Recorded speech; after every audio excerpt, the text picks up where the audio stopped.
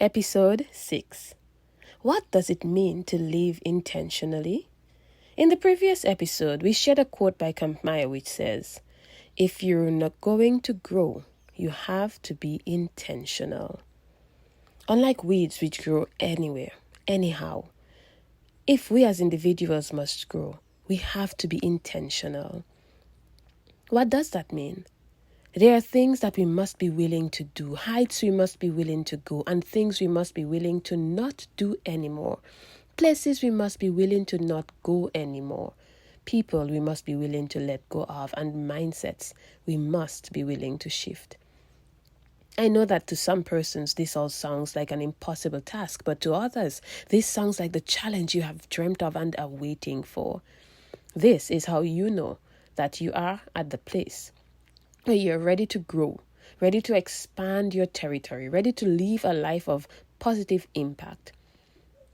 Now you are ready to start creating your legacy.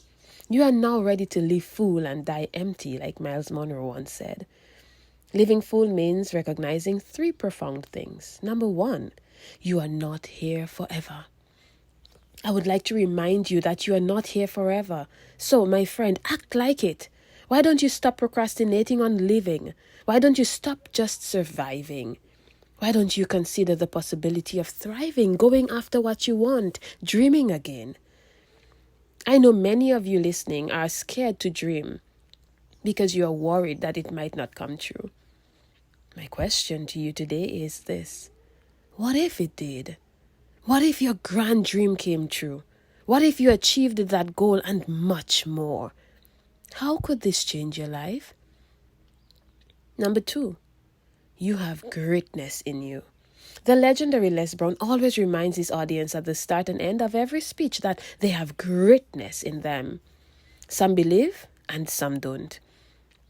Those who do go on to live a full life of adventure, unafraid and untamed of the possible distractions that will arise. Whose life are you living now? Are you living for you? Or are you being an imposter in your own life? Are you living for somebody else? To please everybody but yourself? Are you pleased with where you are in this moment, with what you are doing and where you are headed?